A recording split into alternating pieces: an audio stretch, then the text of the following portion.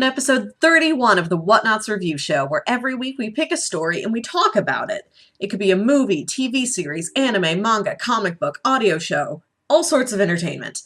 We watch it, read it, listen to it, and then we come here and we discuss it. Hell yeah, My name is Melissa Wilkinson, and I am joined as always by Kyle Springer. Kyle, how are you this week? I'm good. I'm actually surprisingly awake. I felt like I didn't sleep much last night, but I slept good the times that I did sleep, and so I woke up and ate and took a shower and stuff, and I actually feel like I'm good. I'm wide awake.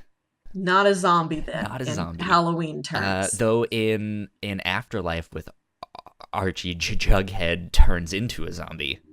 At the start of that book, and as you guys can see if you're watching this on the live stream or on YouTube, my Halloween costume this year is going to be Jughead, and I have on his hat right now, and you have on your fancy witch hat. Yes, this is my wizard hat from last year's Halloween costume. I went as Taco from the Adventure Zone. I'm not familiar, but it sounds awesome. The Adventure Zone is the McElroy brothers live play D&D podcast. Oh, one of them plays Taco the Wizard. So I was him last year, and this year I am going to be a floral witch. I've got this big floral print like robe, and I got a different hat, and I have to just hot glue a ton of like silk flowers to it. I'm just going to be like a walking Michael's craft store, basically. But all of that's still coming together. So I'm just reusing last year's hat, and then I will have... Just buy one of their fall wraiths and like disassemble it and stick it on. Pretty much, yeah. I'm going to make a wand. Okay. Yeah. Sounds good. Just a witch, but also my memories of my grandma's apartment being covered in silk craft flowers.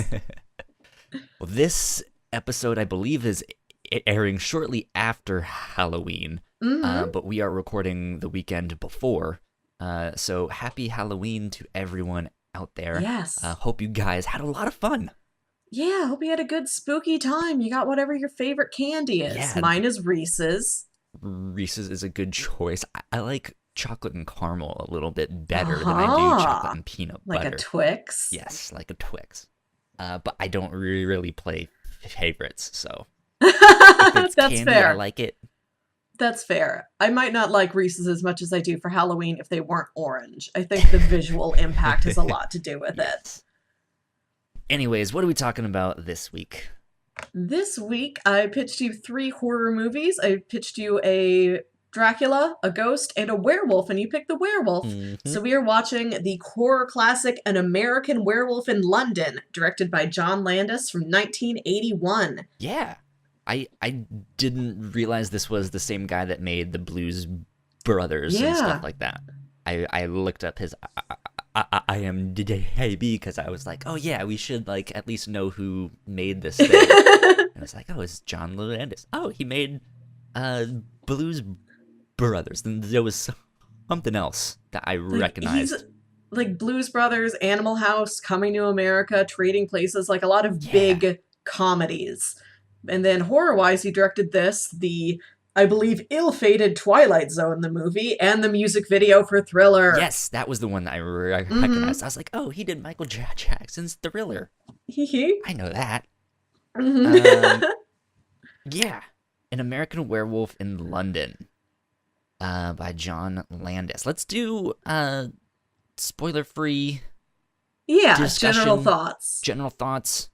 Had you seen this before? No, I'd never seen this before. I think I'd seen clips of the special effects scenes. Okay. Like I knew the transformation scene was legendary, and I think it lived up to everything I'd ever heard about it. But I really didn't know what the rest of the movie was. And my roommate told me, oh, I watched that movie once. And because I knew it was from like this comedy director, I was expecting it to be funny, and it's not. It's really dark. And I watched it, and I'm like, it's not as dark as she led me to believe. Yeah, it's a really interesting tone. I didn't quite...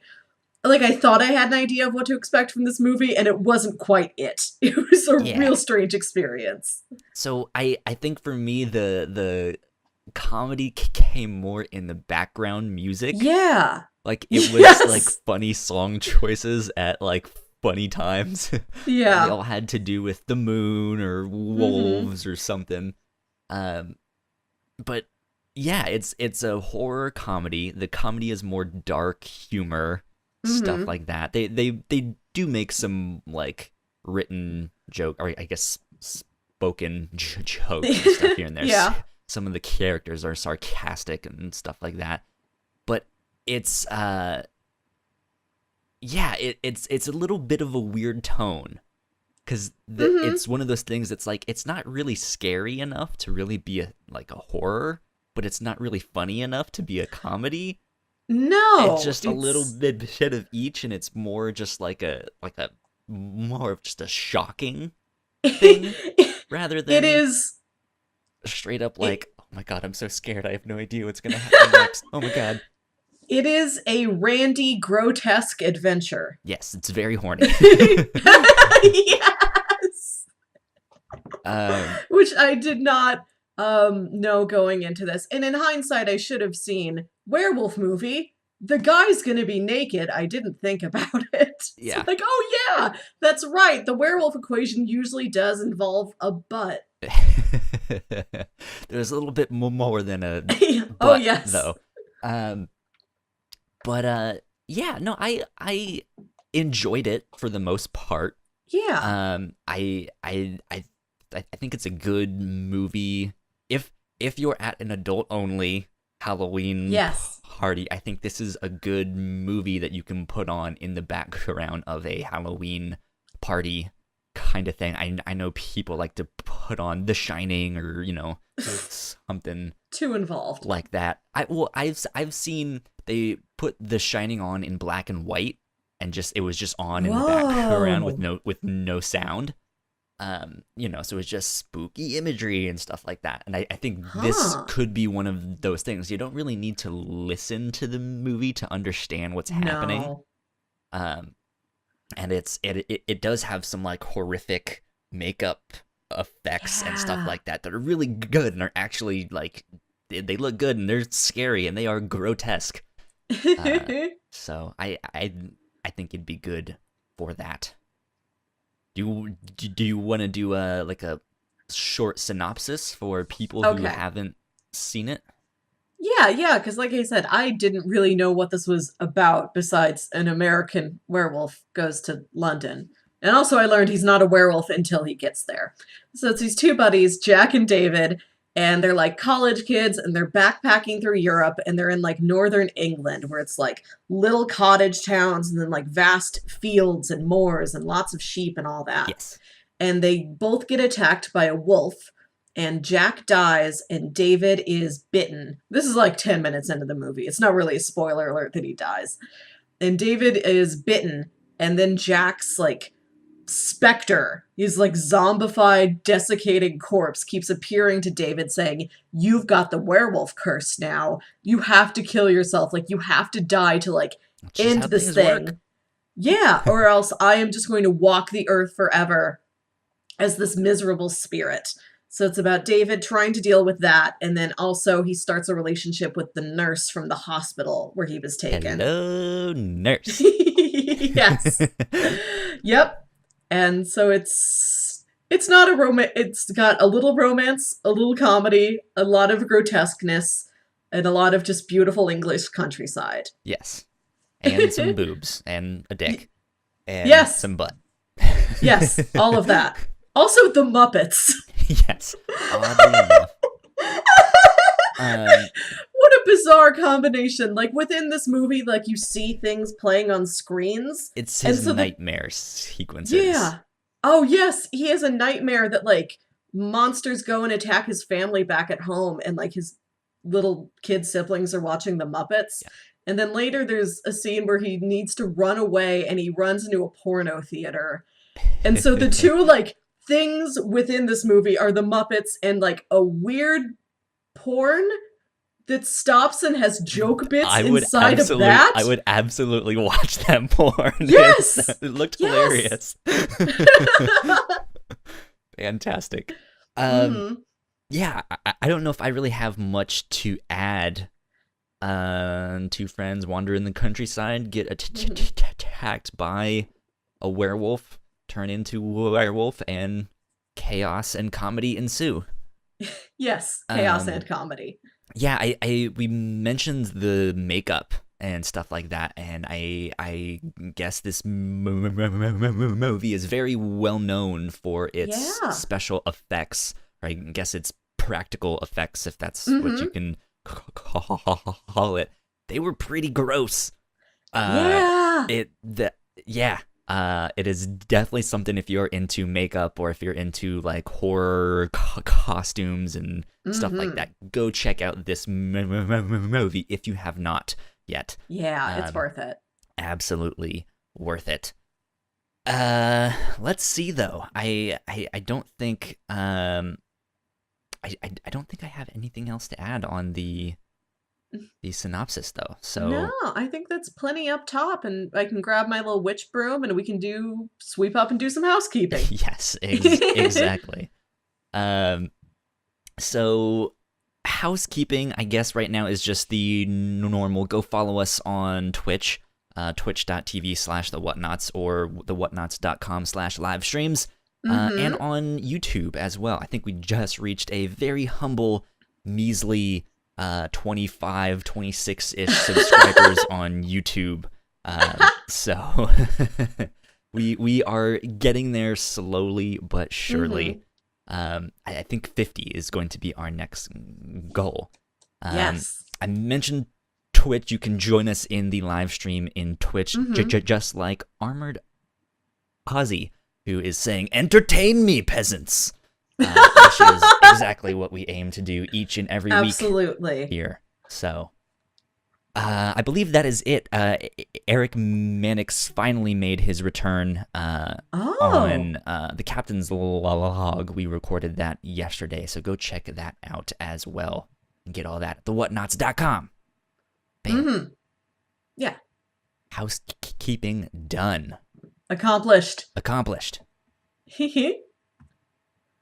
Right, let's see. Our YouTube, you can search us and find us on there by searching the Whatnauts podcast. Yep. I guess just to clarify that.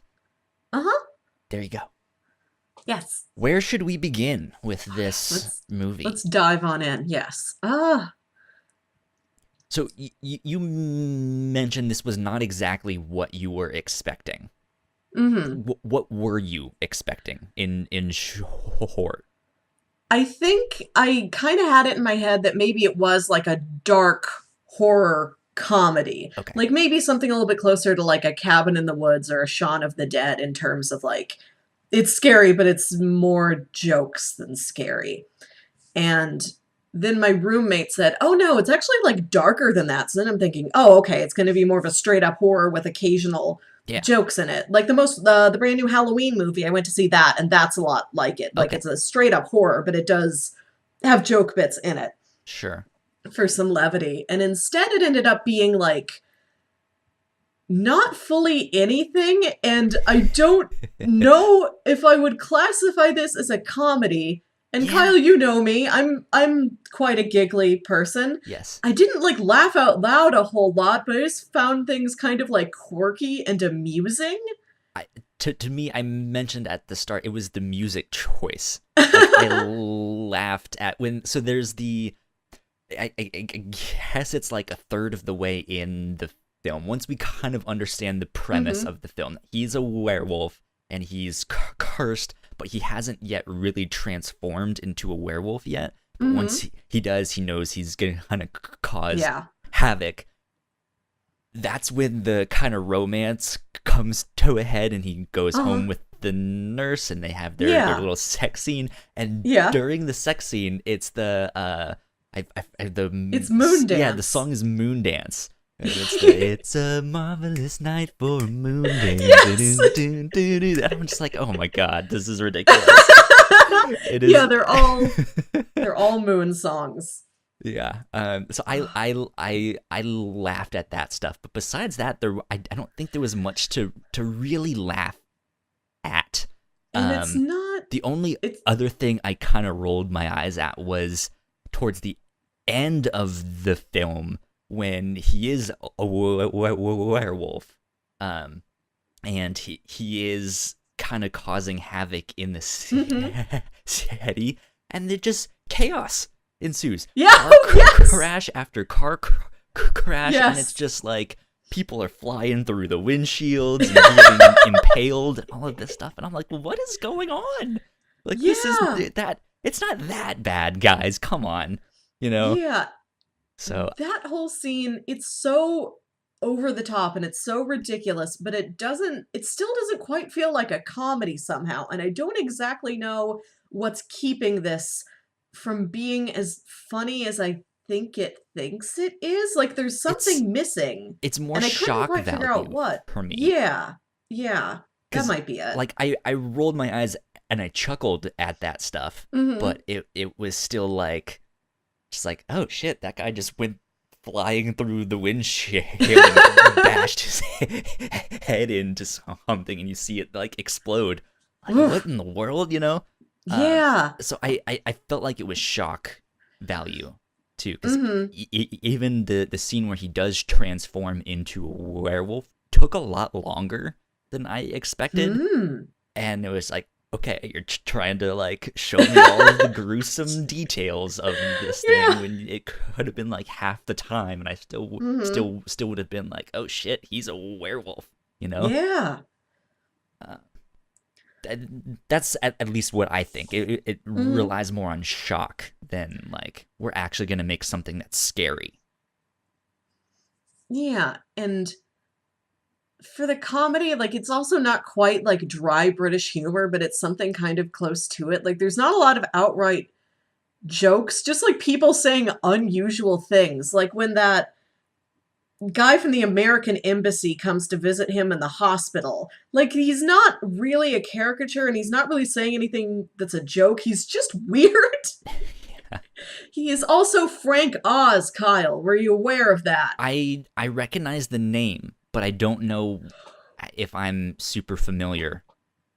Man. You look shocked. Kyle, that's Yoda. Oh. That's Miss Piggy. That dumb, nerdy guy in this movie is the greatest female known to human and pig kind. Okay. I did not know that. I don't think I would have known that. I saw his name in the credits, and I was watching for him, and then I realized, I don't know what that guy looks like or what his normal speaking voice is. So I had to like go back after they mentioned him in like the end credits. Like, oh, that's the American Embassy guy. That's funny. Yeah, I don't. Yeah. I guess I'm not big into horror stuff, so I don't recognize a lot of horror actors or stuff like that.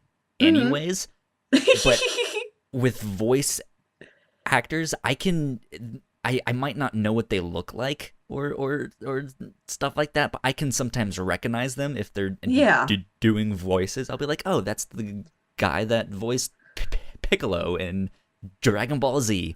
Or that's the same voice actor who did this and that, X, Y, and Z. Yeah, there's H. John Benjamin. Yeah, sure. And yeah, that I think it's such a different voice that I don't think I would have known at all. So, but yeah, that scene, that's just an example of something that's like kind of amusing and just odd. Like this movie wasn't really funny. It was just wall to wall odd. Which like there's movies that are chock full of jokes. Fun time. Yeah, it's really fun. I don't know, it was just not, like, I'd never seen a movie quite like that before. Like, you're either a comedy or you're not.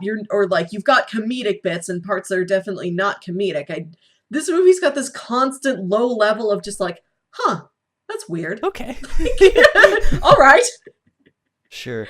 I think Go ahead. No, one joke, I don't even know if it was a joke, but it was something I thought was hysterical, where there's those two guys from Scotland Yard that are coming to the hospital and like they're talking to the doctor, and it's clearly like one guy and like a guy he treats as his subordinate, and it's just sort of this downtrodden guy just being bossed around by his partner. there's this bit at the end where like the bossy guy like shouts something and leaves, and he closes the door behind him while they're like in the doctor's office, and then the subordinate guy keeps talking, and then he turns around and he sees that his partner has just closed the door without like leaving it open for him, and he just like he just sighs and walks out. It's such a tiny moment, but I really laughed at that one. Yeah, it was good. It was good. It like so we mentioned that the movie is still a lot of fun overall, even though it's a little strange most of the time.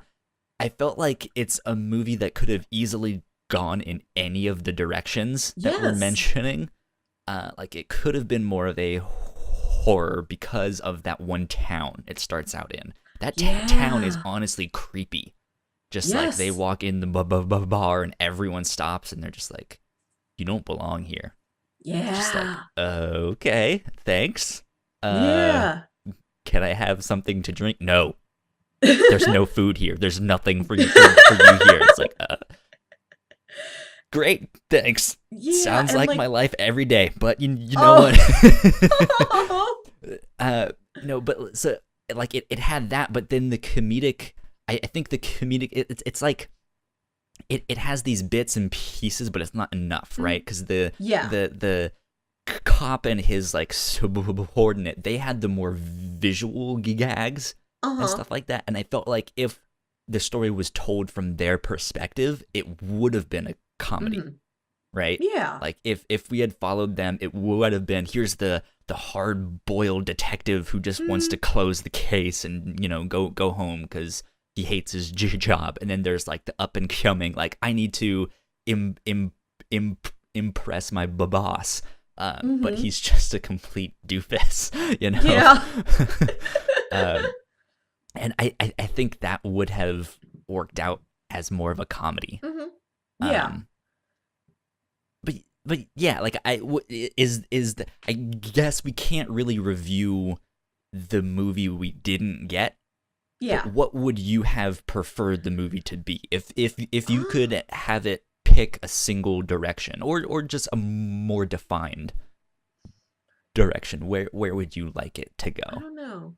I do agree with you that movie could have like it's got enough of everything that it could pick any direction, like straight up comedy, straight up horror, erotic thriller. Who knows? It could be anything at once. I think if I had to like pick one of the avenues for it to take, I might have gone with just straight up horror, like with like a gentle like powdered sugar dusting of jokes on top of it. Okay. Sounds good to me. Yeah, I think I would have liked more of an actual horror story or like psychological thriller. Yeah. Because I think my favorite scene in the film is when Jack, who is the friend that dies at the start of the film, he comes to visit, and of course I'm blanking on the main character's name. David, yes. He comes to visit David in the hospital, and he's like zombified, and there's like the flesh hanging off of his neck. I wrote neck meats in my notes. Yes, gotta love that neck meat. But that scene where they're having an honest conversation and Jack is sitting there and he's eating his food and stuff like that, I really like those moments when they're like having this discussion. He's like, look, you're going to change. You need to do something about this. Like you're going to have to kill yourself if you want this to stop. If you want me to like find peace. Because at the start of the film, when his friend gets attacked, he kind of runs away and leaves him to die. And then, like, he's been running for a bit, and he's just like, "Fuck, I need to go save him." And then it does not end well. So I'm sure, like, he has this guilt to him. Like, I need to help my friend somehow. Like, I fucked up and made this terrible thing happen. So he's kind of directing me to do this one thing. Maybe that's what I need to do, Yeah, I would have liked there to be more introspection And like there's a certain amount of tension, like on the day where he knows like it's gonna be the full moon and like the nurse has left her apartment, her flat for the day to go to work and he's just still hanging out there. There's this scene, they're playing Bad Moon Rising and he's just sort of like trying to keep himself occupied, like trying to keep his hands busy during the day. And then it cuts away and there's a scene of something else. And then it's a establishing shot of the full moon, and then it cuts back, and it's him just sitting in the chair for 2 seconds. Then out of nowhere, he screams, "Oh my God!" And then he suddenly the most starts transforming. It's like, I would have liked there to be like more lead up to that and more tension instead of him just suddenly screaming. Yeah. Yeah, I want there to be like he's after this accident, after this wolf attack, he's like in a coma for so long and he wakes up just a couple days before the full moon, which makes sense for like movie story pacing reasons. But I would have liked there to be like a little bit more time of this like building tension and oh no, like am I changing right now? Like is there any effect I'm seeing in me today even when it's not the full moon? And maybe like have him take a close look at his relationship with the nurse, with Alex, and be like, okay, am I super horny for her because she's just an attractive lady who is attractive to me and like, like we just have good chemistry and we like each other? Or is there some sort of like animalistic instinct that is taking over me that's saying, go sleep with that woman, go sleep with her right now? And it's more animal instinct than it is like, we like each other, let's act out this chemistry we have. Or a third thing where it's he just had this traumatic experience and she's the only one that's like kind of showing him the compassion and like, hey, like it's okay to be scared, it's like the more introspective stuff I would have liked. You're not a big video game player, are you? I have played 1.5 Professor Layton games, so no.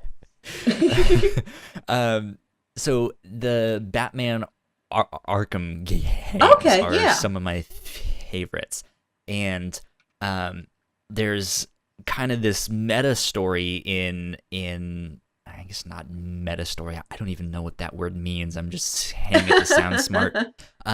So the first 2 games were both made by the same game studio. The third game, it went to a different studio.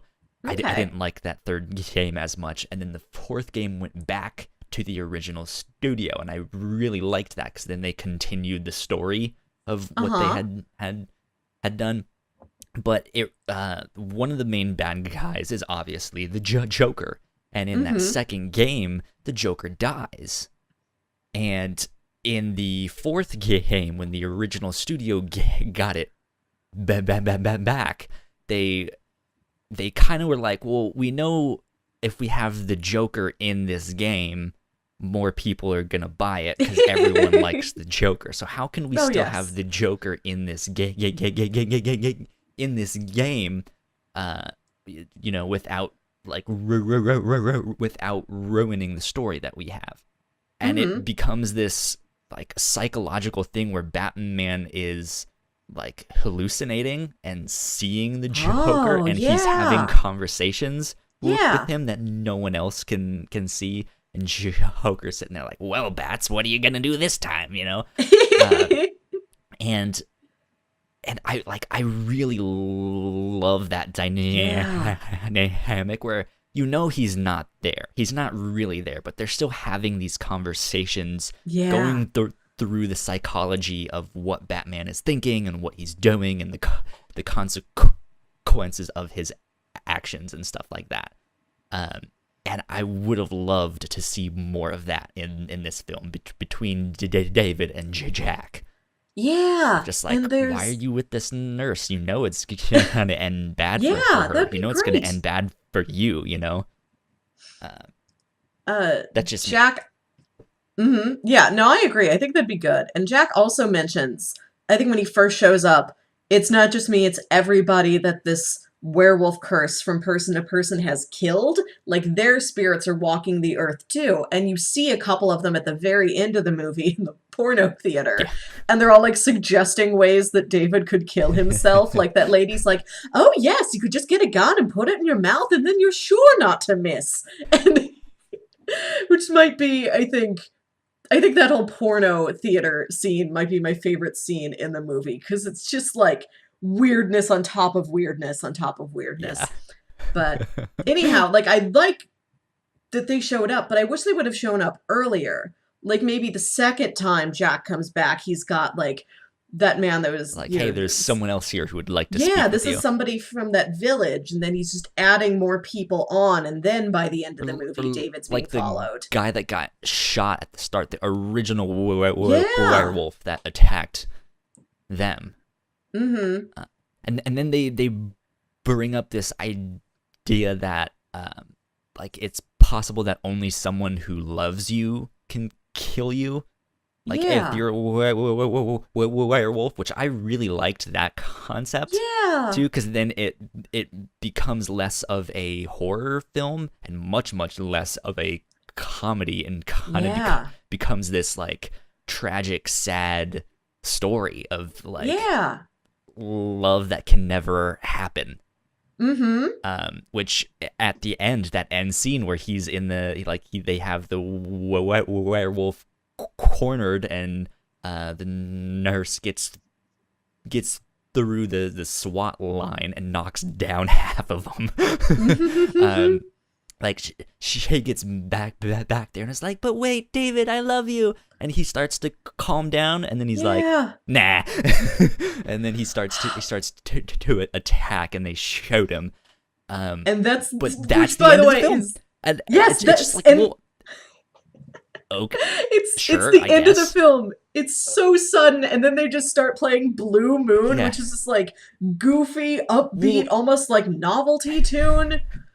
So they played like 3 different versions of that song throughout the film, and like the first one is a more traditional jazz, like very slow. It's more of a crooner singing it.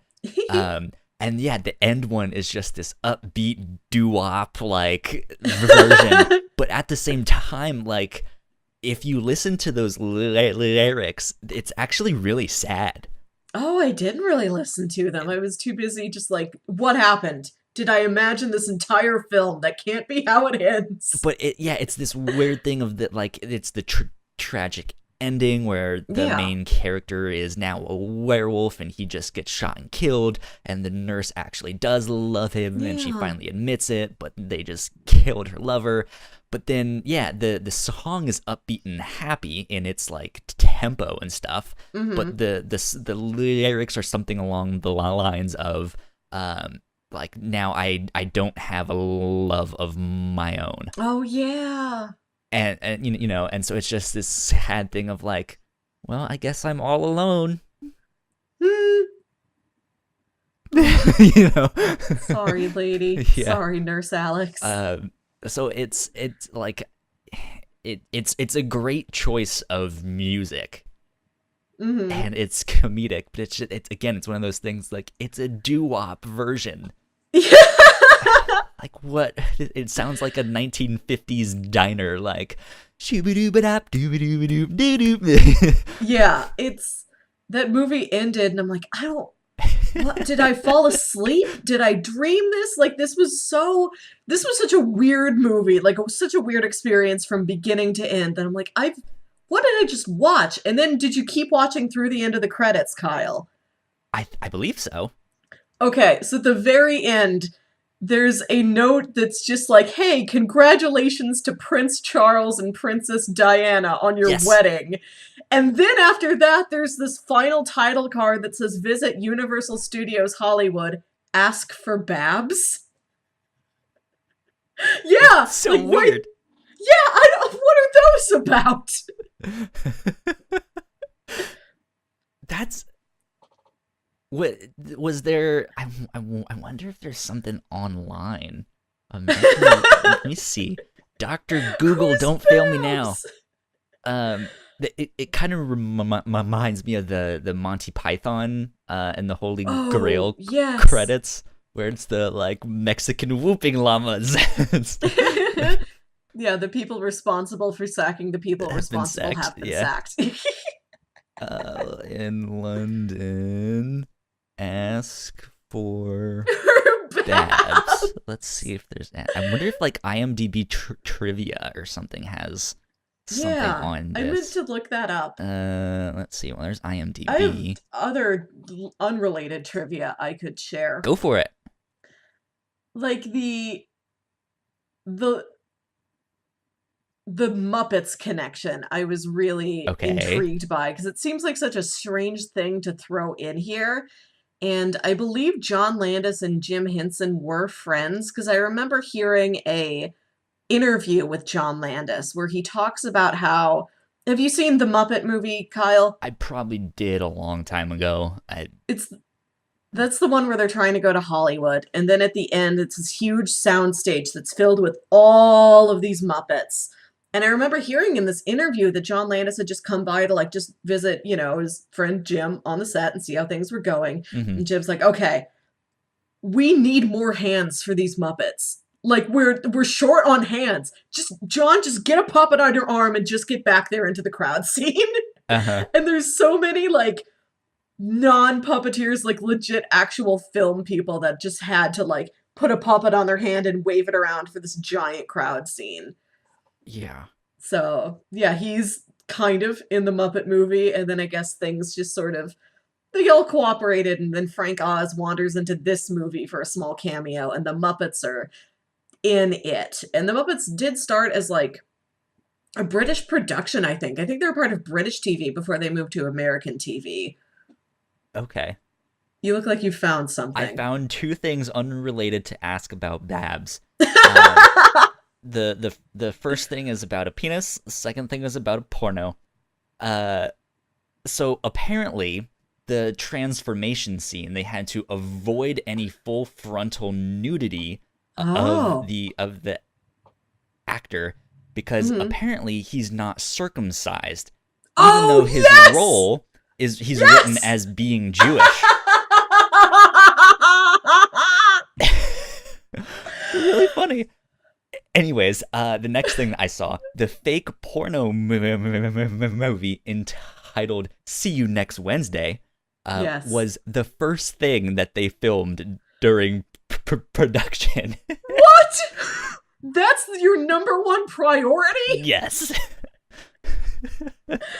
I Which we mentioned at the start of this episode that I would absolutely watch that porno if it Yes, was a real okay. thing. It Okay. looked fucking hilarious. Yes. All right. For the listener, you would need to understand what this is. So he's running away and he runs into a porno theater. And previously in like the subway scene, we'd seen like flyers up for, it's a nonstop orgy. See you next Wednesday. Yeah. And he runs into the theater and it's a typical porno. And then this like guy bursts into the room on this man and this woman. And then the guy says, he says like, "Hey, I told you, He's like, don't." You promised me that you wouldn't do this ever again.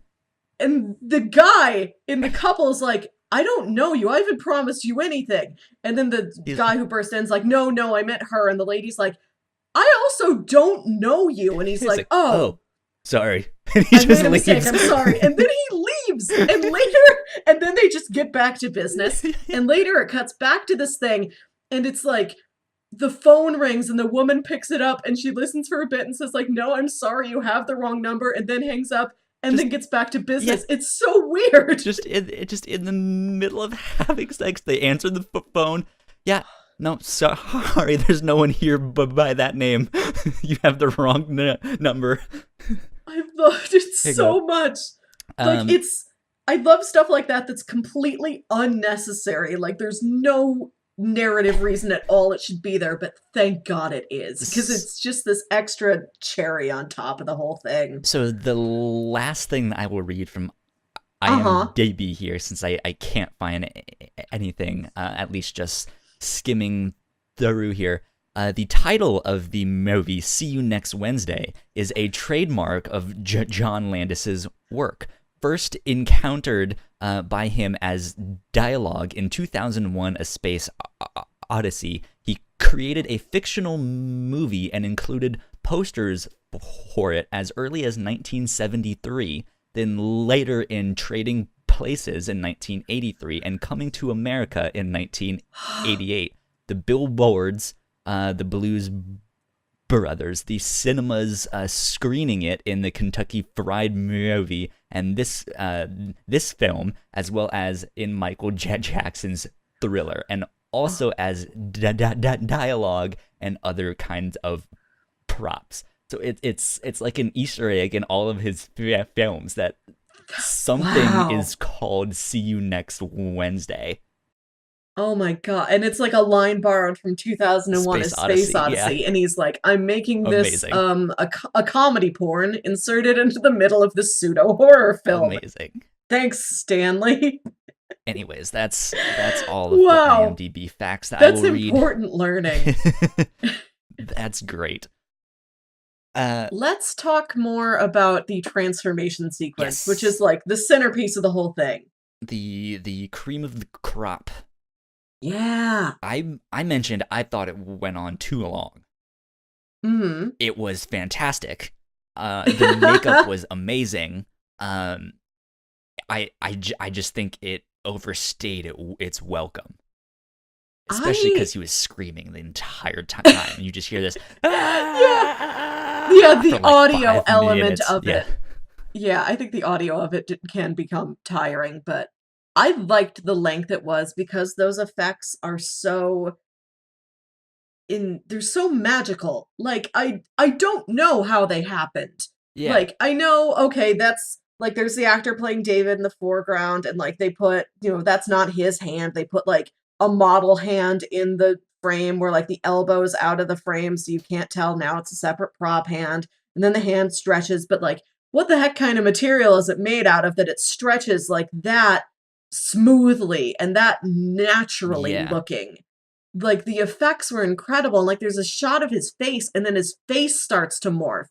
And I'm like, but that looked just like him at the beginning. And I don't know if you guys built, like, a really, really incredibly lifelike, like, model that then you worked off of, or you put something on his face that then morphed like that. Like, I don't know how it was all put together. And so I like that they gave us enough time to sit there and be like they just kept giving it to you. Like, we know you're not done ogling this thing yet, so here's a little bit more. It's not computer graphics, or at least if they used them, if it was very minimal. Oh no, this is practical 100%. Yeah. This is Rick Baker wizardry. And it was, this was also made it was released in 1981, so they were making this in like 1980 at the earliest, maybe. Mm-hmm. And so, yeah, like, even if they had used computer graphics, which I don't remember when people started first using all that stuff exactly, it wouldn't have looked good. It would have been bad. And that's why this film is so amazing for it's you're trying to think of the first film, and it's okay. No, I know. I think I've got this correct. I think the first computer effect in a film is in Star Trek II: The Wrath of Khan, which I pitched to you earlier this summer, so this is why I remember this. There's like a computer simulation of, yes, and the Genesis project will do this, and it's just this very basic like wireframe computer simulation. Yeah. I think that's the first computer effect ever in a film. It was done by the people who would go on to form Pixar, actually, and I think that was 1983. Okay. So yeah, we are way before any kind of effect applied to a person in a film. Yes, way before that. But yeah, like, it wouldn't have looked good. Mm-hmm. If that was a thing then. So it really is amazing, and it doesn't look like they did the thing where it's like they like superimposed two like photos on top of one another and it slowly fades. Yeah.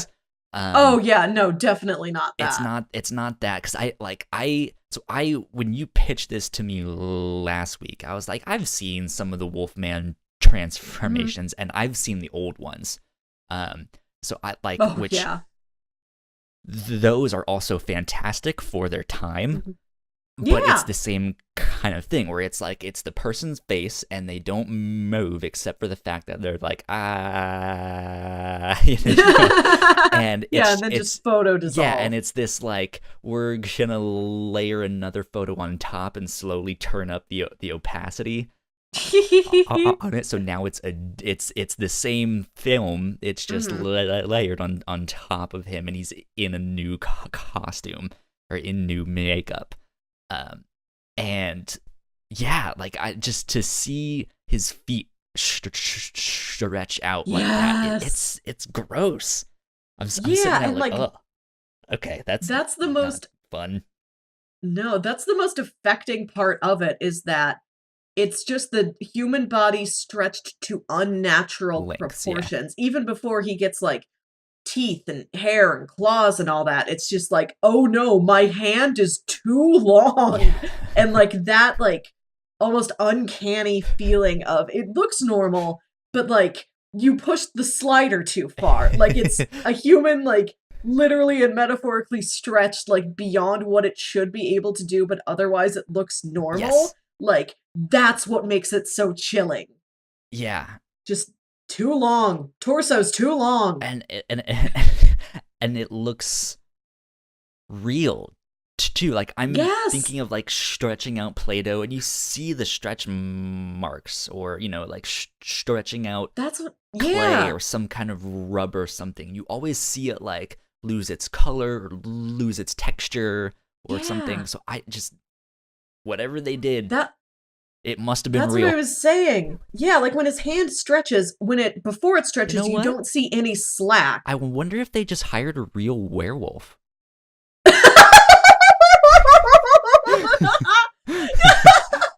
They hired Reed Richards. Yeah. They hired Plastic Man. Yep. Exactly.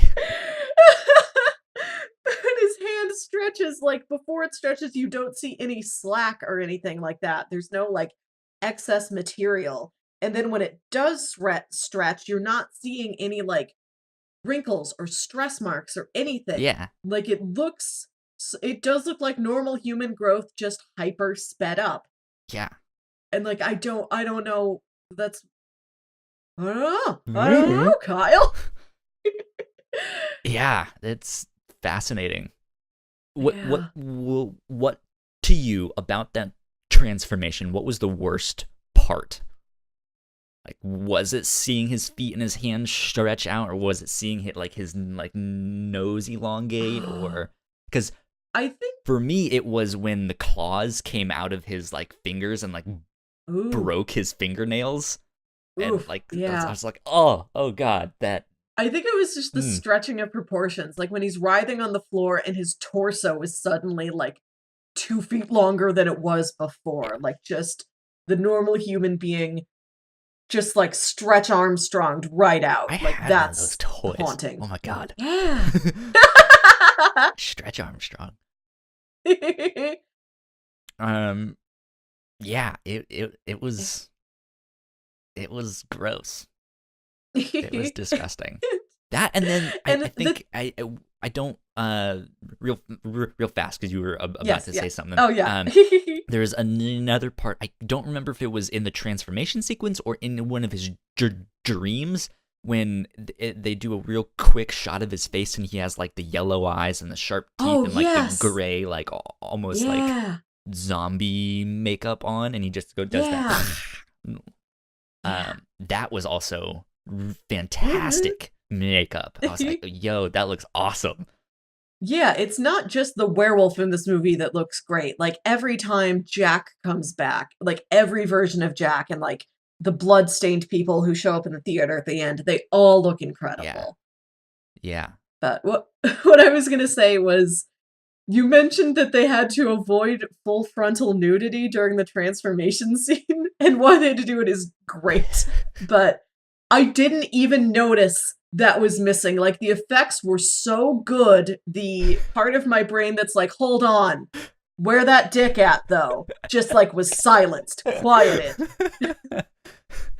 It's like, wow, this makeup is really good. I wonder what his dick looks like. Yes!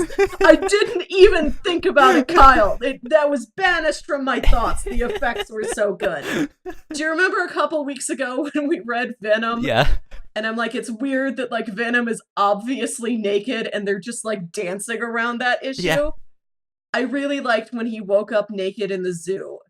That was like... Well, that was that scene, that transformation scene is really the only time when they actually avoid full frontal nudity. Yeah. Because he's like, when he's running around naked at the one scene, he is trying to cover up, but it's like, I mean, he has to like lift his hands up from time to time and, you know, do all that stuff. So you end up seeing it, but it like,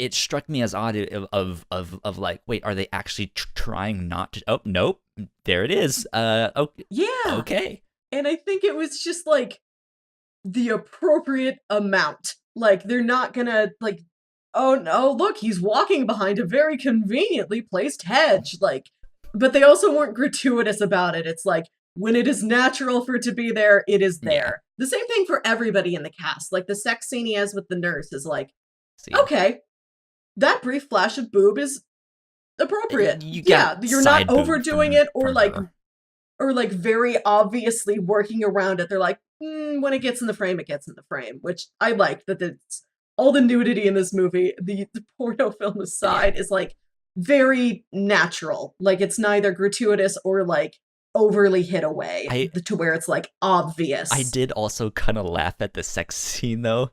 Because it's a bad sex scene. And I wrote in my notes, Moon Dance isn't a fuck jam. I mean, it's a sexy song, but it's not like it's not baby making music. Yeah, that's the song. Like you'll put that on like while dancing. You go, like exactly. It's a dance song. Dinner.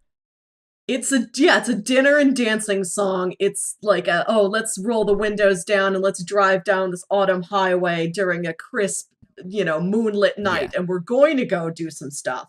But this is not the song we are playing while the stuff is being done. Do you understand the distinction? It's a lead-up song. It's not like an actual main event song. To me, what was really funny about this sex scene is there's a part where she is trying to, or it looks like she's trying to nibble his shoulder, but she's not. Like, she's not actually biting him. It's more just her lips, and she's like pawning him, and she's like, what is even happening here? Like, this is, and it goes on forever, and it's just like, this is really slow. This is boring. It's not sexy, and it's kind of funny that it's done this way.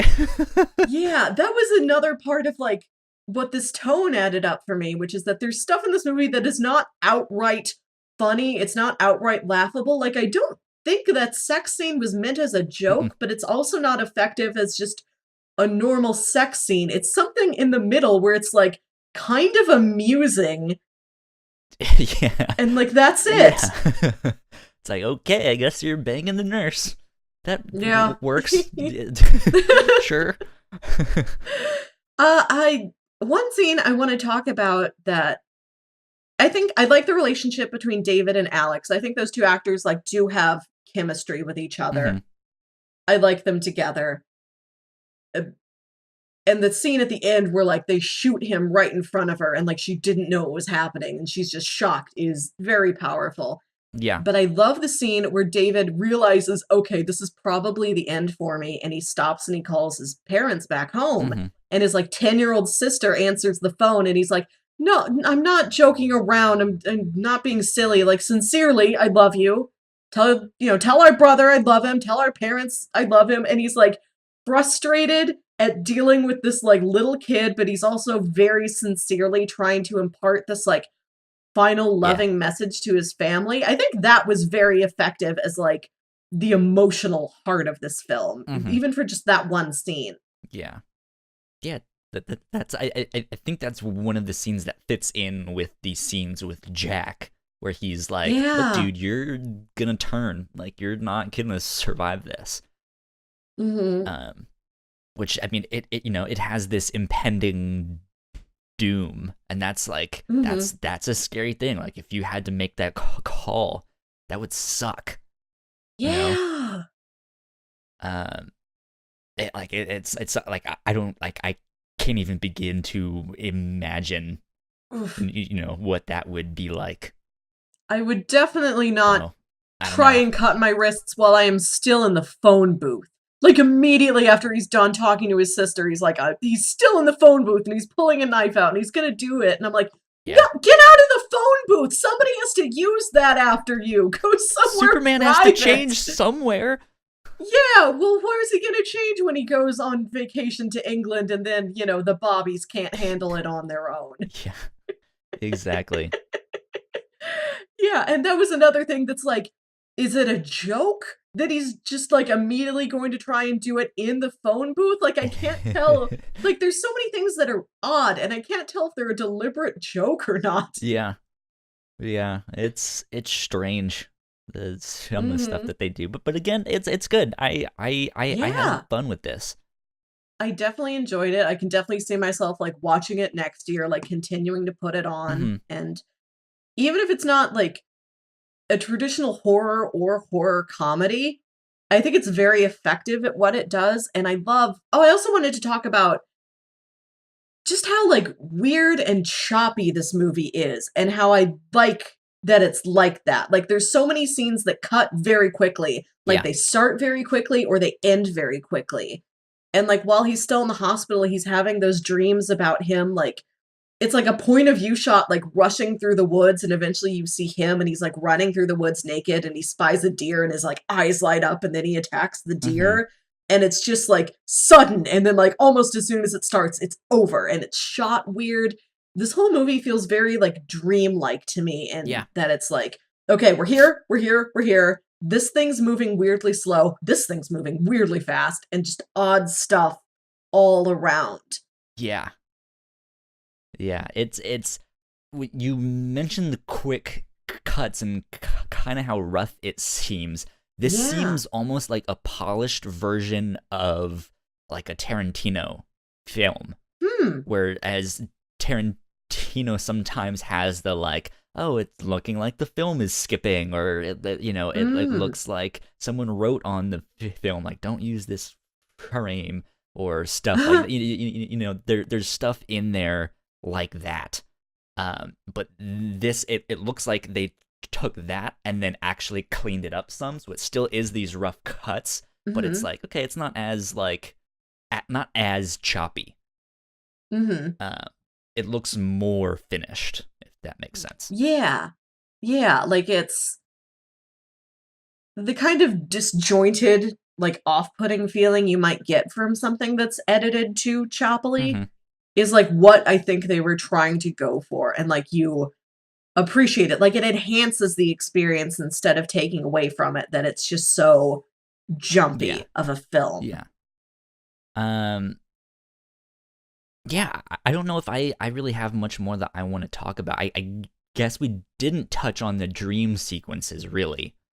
But I Mm. mean, I feel like most of what we said already kind of covered that. It's one of those weird things. It's like, oh, I guess this is a Yeah. dream sequence. I guess uh this is what's happening.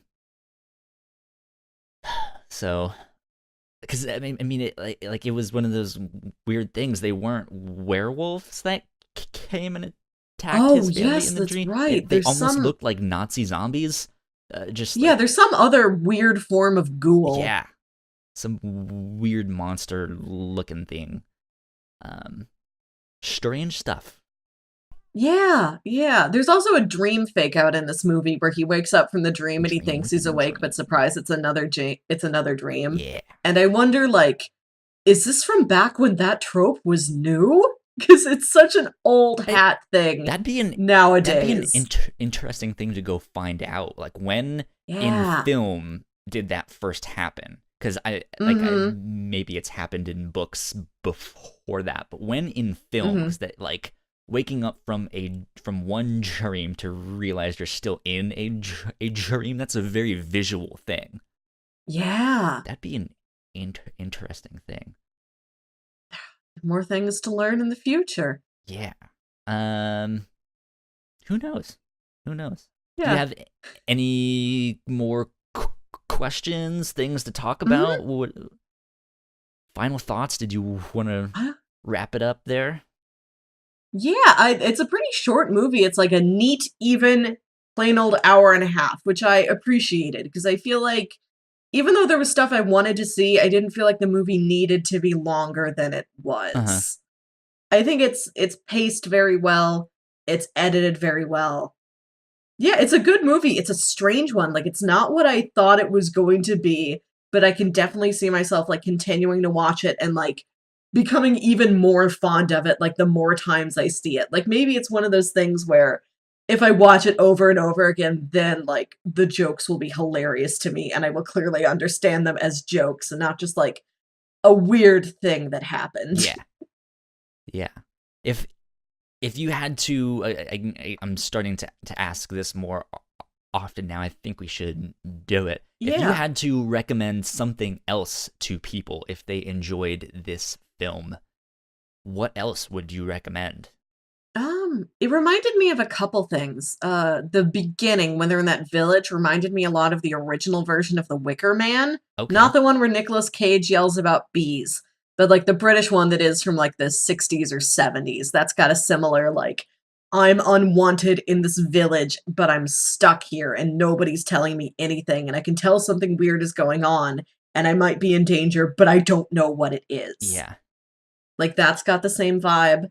The, like I said, that point of view filming in the dream sequences when he's zipping all across the woods, that reminded me a lot of the Evil Dead movies. Okay. That's a trick they use a lot. Sure.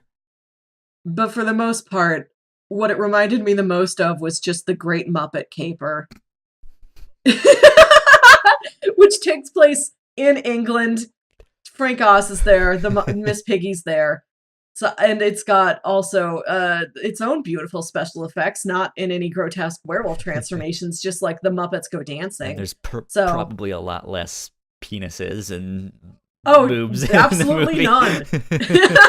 So I don't know, if you want just like practical effects and like dry British humor and like a really fun romp and like Fozzie Bear, like, go watch The Great Muppet Caper. I don't know. That's one of my favorite movies. So whenever I see anything set in England, like, that's what I'm thinking about. Like, oh, Big Ben. I remember that from The Great Muppet Caper. Not from England as a real life thing, but I remember it from this one that's Muppets that place movie. The Muppets went once. I think for me, if I had to recommend something, I know a little bit less about horror stuff. But I think we just did an episode on Sabrina, the Chilling Adventures of Sabrina, the comics that the new Netflix show is based off of. I would actually recommend that because it is the same kind of horror comedy type of thing. There is some horrific stuff. There is some actual like horror witchcraft things going on that can be genuinely scary. But at the same time, it's also just kind of this fun like high school teen drama. So I think that could be really fun. Besides that, I don't know if I have something off the top of my head. No, I will say also, if you like horror and you like comedy and you like when they get put together, the new Halloween movie that's out in theaters right now does that very well, I think. There you go. Mm-hmm. Good stuff. Good stuff. Any final stuff before we move on to pitching things for this next week? No, I just go check it out. It's fun, and I really like your idea about like putting this on mute at a party. Yeah. I think it's very well suited for that, for just being, because it's so choppy. As long as you don't like have you kids. can just an adults only Halloween party. I think this would be perfect for that because you can wander in, watch like 15 minutes, and just wander back out again and come in later, and you've still pretty much got it. Yeah, it's good. Um, so I'm actually going to have to edit a little bit of this out of the podcast because I am not prepared and I do not have my 3 pitches picked out. So we'll stay here on the live stream. We'll just hang out and chat for a bit. Okay. If anyone else in the chat wants to ask us some stuff, we can potentially answer questions while we are doing this thing. Let me pick out this stuff. Tell me about your Halloween plans in the meantime, Melissa. We are having a little Halloween party at work, which I'm very excited for. Okay. I'm very excited for because we've got a lot of new people since last year. Mm-hmm. And like I get to find out for the first time like who's a Halloween person and who isn't. And like since springtime, like I've been like, oh, I can't wait till Halloween and like, your true face may reveal itself. And like once it gets to like late August, I start over analyzing everybody's like wardrobe choices. Like, you got a haircut, you're growing your beard out, you shaved your beard, I see you're getting new clothes.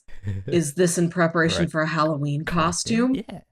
Yeah, like I think about it so much. I'm like one of those people. It's like watching a TV show and like coming up with all these theories, and then it's the season finale, and you're like, okay, are all these threads going to come together? Is my theory going to come true? But I'm just like, did you grow out a beard for a Halloween costume? Yeah. What are you going to be? Yeah. Okay. So that's been my life for a while, just like getting real psyched for office Halloween. And I don't know what I'm doing that night. I think me and my roommate might just hang out and eat candy, watch a movie, make hot dog mummies. Hot dog mummies? Where you wrap them in like little strips of crescent dough, so it's like a pig in a blanket, but it's got little strips, so it's like the hot dog I've is never a heard of mummy. That. Hot dog mummies, Kyle, get yourself some. It's 2 ingredients. It's the easiest, most fun food. It's simple. It's hot dog and crescent. Cheese if you want. Okay, I think I have 2 of my 3 things picked out, so I'm almost there. Okay. I'm like writing them down on this thing here. Oh shit, that is not the right. Type it out instead since I didn't copy it. So I have a comic, a manga, and let me pick. Let's do another movie. What's a good animated movie that I can pick? Ooh. Let's do that. You know what we haven't done? We haven't done any mecha anime. Yeah. Let's do these ones. Okay, copied it that time. Now paste it over here. The only ones I need to pull up on the interwebs are these ones. Mm-hmm. Go to Wikipedia for that, and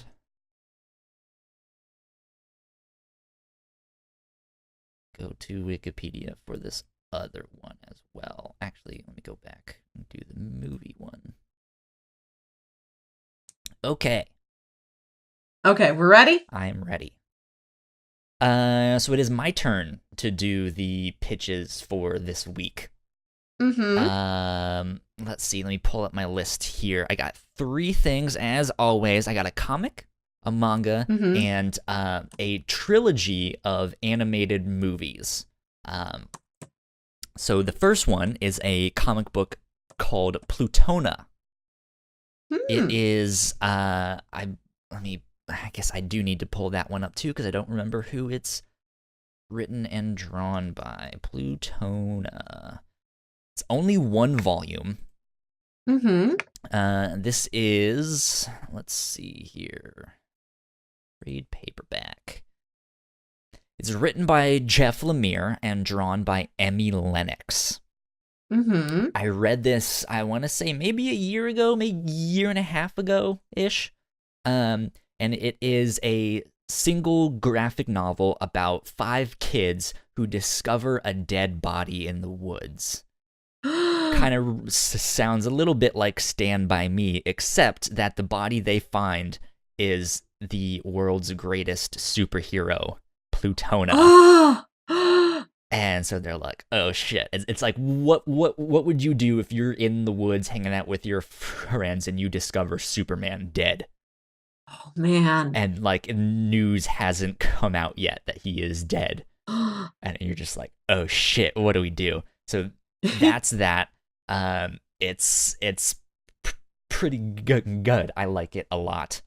The manga, I wanted to read I guess only the first volume of this. I've seen the volumes at my local comic book store, and I think they're pretty big, if I'm not mistaken. What I should do is look on Amazon and see how many pages it is. This manga is called Goodnight Pun Pun. Aw. And it is, this is Pun Pun's, or this is Pun Pun Onodera's coming of age story. His parents' marriage is falling apart, his dad goes to jail, and his mom goes to the hospital. He has to live with his loser uncle. He has a crush on a girl who lives in a weird cult. Pun Pun tries talking with God about his problems, but God is a jerk. Pun Pun keeps hoping things will get better, but they really, really don't. Oh no. And so what's interesting about this manga is everything is drawn fairly realistically, except for Pun Pun, except for the main character, who is I guess it's a bird type character. It looks like what a bird would look like if they were dressing up as a ghost for Halloween, and they just put a white sheet on top of them. Oh yeah, I just Googled this, and yep. Yeah, so weird. we might actually be able to do the first 2 volumes. It looks like the first volume is only like 400 something pages, 450. And usually manga reads a lot faster. So I would say the first 2 volumes with this. But I've heard nothing but good things. It is more of a slice of life, just kind of this kid growing up and dealing with all the problems in his life and having to kind of confront them in a very real way. Even though he is drawn more cartoony. So it could be interesting. Pitch number 3 is a trilogy of anime movies called Patlabor. Oh, I've heard of this. You have? How? Yeah. Where did you hear about this? I used to read An America magazine when I was a preteen, like this anime magazine, and I remember that title coming up. I don't remember anything about it except that it is a mech anime. Just like, yeah, literally all I have is name recognition. I can't tell you a single thing about this. So I remember I found this 2 or 3 years ago, and I pitched it to Paul when we were doing the old podcast. Yeah. And I completely ruined the pitch because it's like it's really hard to describe it and make it sound like this is gonna be awesome. Let's watch it. Because the mechs are actually like they're like construction mechs, but they're not actually like building things really. Okay. So it's not like Gundam where you have like big space battles or stuff like that. It's more of a police type of thing, and instead of like police cars, they have these like mecha stuff. But these aren't the actual like police. They're it's like what if the meter maids had mechas? Except it's not that ridiculous. It actually has like a legitimate story. Actually has it's dealing with, again, I don't even know how to describe it exactly. Wikipedia says set in 1999. Hey, good year. Tokyo is undergoing a huge redevelopment program. Old suburbs are being demolished and man-made islands are being constructed in Tokyo Bay under the Babylon Project.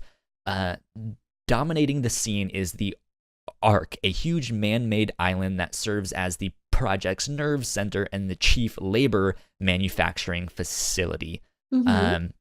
However, several of the labors being used in Tokyo, specifically those built by the Shinohara Heavy Industries, suddenly go haywire, even while unattended.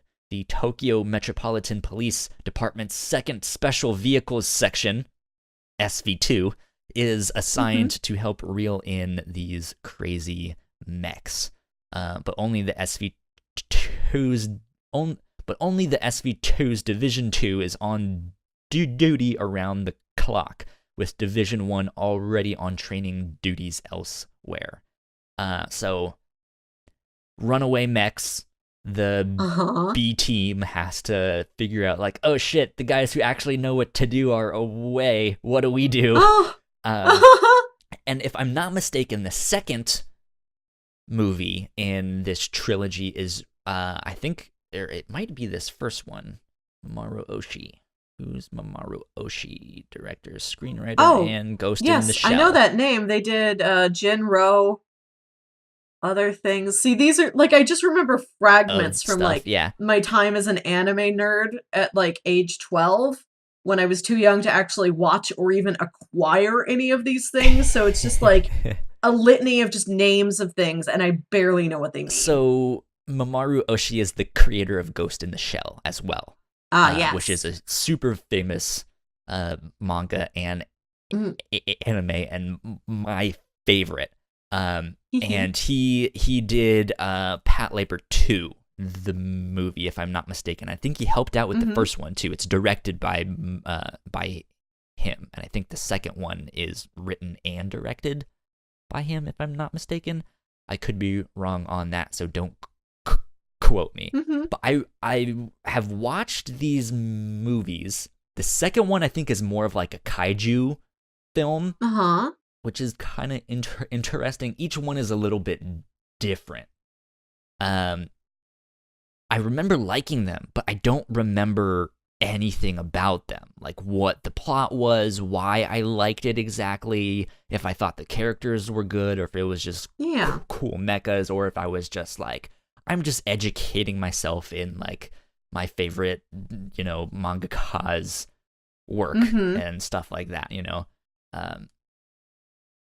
So yeah, I'm interested to go back and actually pay a little bit more attention and talk about it with someone, because I didn't get to talk about it with anyone else.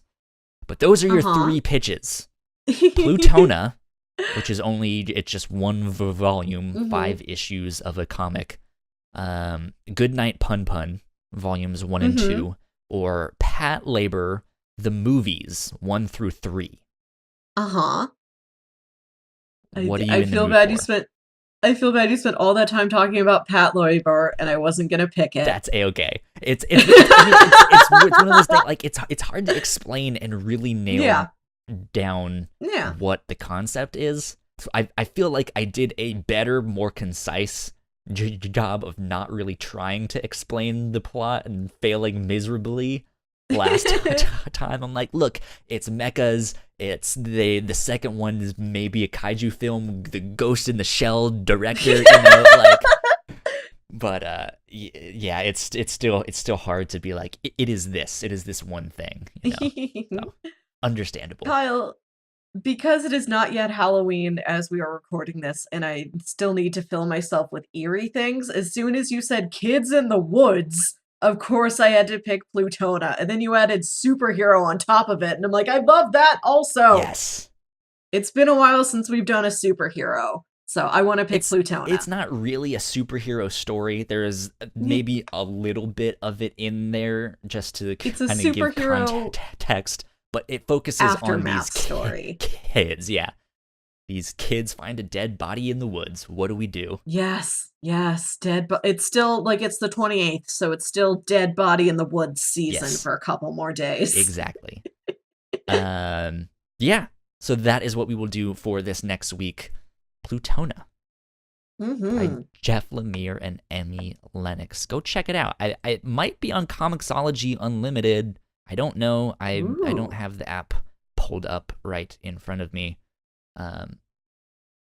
But yeah, it's good. It's well worth your money just to go out and buy it as well. Awesome. I really enjoy this story. Mm-hmm. Cool. Do you want to wrap things up here? Yeah. Let's close it up. Thank you for joining us. If you were listening to the live stream, or if you are listening to us later as a podcast or on our YouTube channel, we can always use more subscribers, more comments, follows, all the things you can do. Please consider it. We really appreciate it. And you can find me on Twitter and Instagram at Wilkywit. That's WILKYWIT. And I also have I'm a cast member on a live play RPG podcast called The Lost Library. Our campaign is called Grayscale. It's a monster hunting story, and I am in an episode about werewolves. So nice.